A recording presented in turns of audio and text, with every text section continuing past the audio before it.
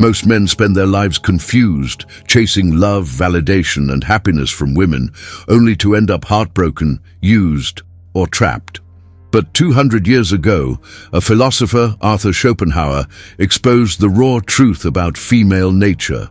Truths so brutal, most men refuse to accept them. By the end of this, you'll see exactly where you've been deceived and how to finally take back control. So pay attention, because what you're about to hear isn't just controversial, it's the missing key most men will never grasp. Schopenhauer didn't believe in fairy tales. He saw love for what it truly is. Not a spiritual bond, not destiny, but a biological trick, a ruthless illusion designed by nature for one purpose: reproduction. Here's the uncomfortable truth. When you feel that electric attraction, that obsessive desire, that conviction that she's the one, your brain isn't connecting with her soul. It's calculating, subconsciously assessing fertility, genetic compatibility, survival advantages. And women? Their attraction works the same way, just with different priorities. Schopenhauer wrote, "Love is the ultimate goal of almost all human effort. It is more important than anything else in life." But he didn't mean that romantically. He meant it as a trap, a fleeting chemical high that fades the moment it serves its purpose. Think about it. How many men have destroyed themselves for a woman who later walked away without a second thought? How many marriages crumble once the passion evaporates? That's not coincidence. It's nature's design. Women don't choose men based on fairness, loyalty, or even logic. They follow an ancient selection program hardwired to seek status, security, and genetic superiority. A man's devotion means nothing if he can't provide these. Schopenhauer saw this clearly. Women are rarely guided by reason. They are ruled by instinct and emotion. This isn't misogyny, it's observation. Look at dating apps, where 80% of women compete for the top 20% of men. Look at divorce courts, where commitment is rewarded with financial ruin. Look at history, where kings died for mistresses who betrayed them. The pattern doesn't change because the biology doesn't change. Most men believe love is mutual, that if they sacrifice enough, care enough, prove their worth, they'll be rewarded. But Schopenhauer warned, to be loved, one must not be just, but clever. Women don't fall for nice, they fall for strength, not just physical, but social, financial, psychological. This is why the good guy finishes last, not because he's unworthy, but because he misunderstands the game. He thinks love is earned through service. Women, by instinct, are drawn to men who don't need to serve. Ever noticed how women lose interest once they've secured a man? How the chase reverses? Schopenhauer called it the tragedy of possession. The thrill isn't in having, it's in conquering. Once the conquest is over, biology moves on. That's why men who cling too hard, who make her the center of their world, inevitably watch her walk away. But here's the twist. This isn't women's fault, it's nature's. And the man who understands this, he stops blaming, he starts strategizing. Schopenhauer's lesson isn't to hate women, it's to see them clearly, to recognize that love isn't a fantasy, it's a negotiation. And the man who negotiates from weakness loses every time. But this is just the beginning, because the next truth, it's even darker. It explains why modern men are being outplayed in every arena and how to flip the script. Stick around, because what comes next is where most men realize they've been lied to their entire lives. Schopenhauer saw what most men today still refuse to admit. The rules of attraction aren't fair, they aren't logical, and they certainly aren't in your favor. While modern society preaches equality, biology operates on a different set of laws. And the man who ignores this, he's already lost. Here's the brutal reality. Women hold the ultimate leverage in relationships, not because they're cruel, but because nature designed them to be selectors. From the moment puberty hits, a woman's value in the sexual marketplace peaks, while a man's must be built through struggle, status, and survival. Schopenhauer put it bluntly, women are suited to being the nurses and teachers of our childhood by the very fact that they themselves are childish, frivolous, and short-sighted. He wasn't insulting them, he was highlighting an evolutionary truth. A woman's youth and beauty are her currency, and she instinctively knows how to spend it. Look around. The average man today is drowning in a paradox. He's told to be emotionally vulnerable, while women still chase dominance.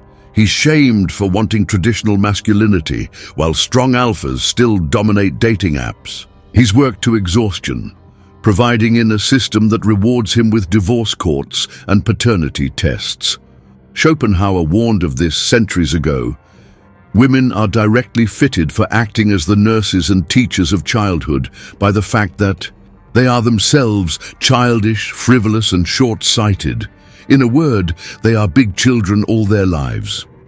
But here's where it gets dangerous. Modern women haven't just embraced their power, they've weaponized it. Social media has turned attention into an economy, and the average man is the unpaid laborer. He simps, he orbits, he competes for scraps of validation from women who will never commit to him. Why? Because he's been sold a lie that devotion alone is enough. Schopenhauer saw the trap long before dating apps and thus Me Too. Women are systematically trained to be incapable of genuine love. This sounds harsh until you realize what he meant. Female love is conditional, tied to utility. A man isn't cherished for who he is, but for what he provides. The moment he stops providing, the love fades. This isn't cynicism, it's survival. Women are hardwired to seek the best possible mate. If a man stagnates, she will resent him. If he falls behind, she will replace him. And modern society, it cheers her on. Schopenhauer divided men into two categories, those who serve and those who are served. The beta male exhausts himself trying to prove his worth. The alpha commands, worth effortlessly. One begs for loyalty, the other inspires obsession. You see this everywhere. The office worker who sacrifices his health for a promotion, hoping it'll make his wife respect him again.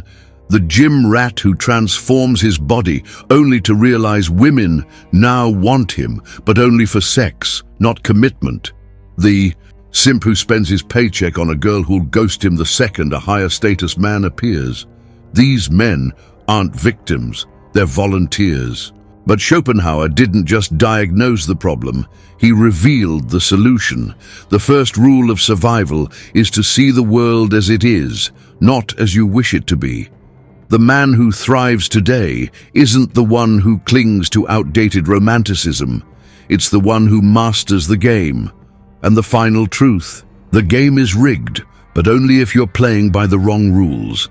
This is where most men give up, because the next truth is the hardest to swallow. It's not about women, it's about you. And the moment you face it, everything changes.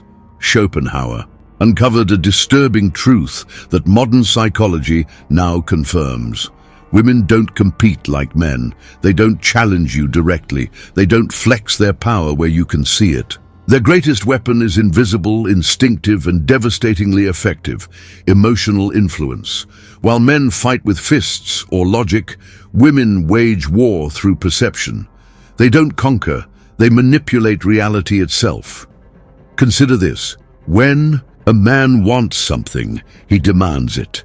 When a woman wants something, she makes you believe it was your idea. Schopenhauer saw this clearly. Women are adapted to a sedentary life by their lack of physical strength and to the care of children by their natural inclination. Hence, they live more in the present than men. But this present moment focus gives them a dangerous advantage. They read micro-expressions, tone shifts, and social dynamics with near supernatural accuracy. A man thinks he's having a conversation. A woman is conducting an interrogation. Modern men believe they're in control of their relationships. They're wrong. From the first date to the divorce papers, women guide the interaction through subtle tests most men fail without realizing it. The compliance test, how quickly you rearrange your schedule for her. The frame test, whether you stand your ground or cave to her emotions. The investment test: if you chase more than she does. Schopenhauer warned, women are instinctively crafty and have an innate talent for deception. This isn't evil, it's evolutionary programming. In a world where physical strength didn't secure survival, emotional intelligence became the ultimate currency. The woman who couldn't navigate male psychology didn't pass on her genes. Here's where modern men walk blindly into the trap. They confuse a woman's attention for genuine interest. But Schopenhauer revealed the dark reality. Women are most drawn to men who don't need them. The moment you make a woman your purpose is the moment she loses respect for you. This explains why nice guys finish last, why marriages crumble after men sacrifice their ambitions, why women pursue emotionally unavailable men. It's not that women want to be treated poorly. They're biologically wired to seek men of higher value, and nothing destroys perceived value faster than neediness. Every interaction with a woman contains an unspoken power struggle. Most men lose before they realize the battle began. She cries to avoid accountability. She withholds affection to train compliance. She flirts with others to test your confidence. Schopenhauer called this the tyranny of the weak. Women leverage their perceived vulnerability to control stronger adversaries. A man who falls for it becomes a slave. A man who recognizes it becomes unstoppable. But there's hope.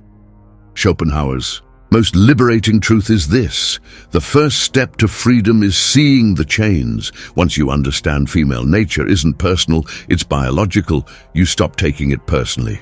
You stop begging for loyalty and start inspiring it. The final lesson: the most dangerous lies aren't the ones women tell men, they're the ones men tell themselves. Schopenhauer's most devastating revelation wasn't about women, it was about the cold, unflinching reality of human nature itself.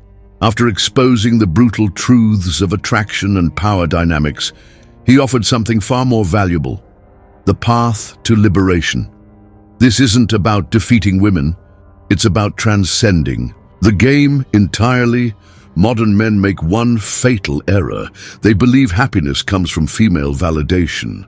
Schopenhauer saw through this illusion. The happiness which we receive from ourselves is greater than that which we obtain from our surroundings. The men who thrive aren't those who conquer women, but those who conquer themselves. They develop a purpose so consuming, so intrinsically rewarding, that female attention becomes a pleasant bonus rather than a life or death necessity. History's most remarkable men, the artists, the inventors, the warriors, weren't distracted by the chase. They were too busy building empires. Here are the 3 pillars of unshakable masculinity. Economic sovereignty. Schopenhauer warned that money is human happiness in the abstract, not for what it buys, but for the freedom it secures. The man who controls his finances controls his fate. Philosophical depth. Most men live on autopilot. The exceptional man cultivates a mind sharp enough to cut through societal lies. He reads, debates, and thinks for himself. Physical mastery. The body isn't just a tool for attraction, it's the vessel of your will. Weakness here breeds weakness everywhere. Here's where Schopenhauer's wisdom becomes revolutionary. The safest way of not being very miserable is not to expect to be very happy. This isn't pessimism, it's emotional armor. The modern man who stops begging for love, approval, or fairness suddenly finds these things come to him. Why? Because he's removed himself from the desperate masses. He's become the prize. The battle between men and women isn't personal, it's biological theater playing out across millennia. The man who wakes up to this stops blaming and starts evolving. He doesn't resent female nature, he adapts to it. He builds a life so compelling that women must either meet his standards or watch from the sidelines. Schopenhauer's ultimate lesson: we forfeit 3/4 of ourselves in order to be like other people. The choice is yours. Continue. chasing illusions or step into your true power. The red pill isn't about hating women, it's about loving truth enough to rebuild yourself in its image. This is where your real life begins.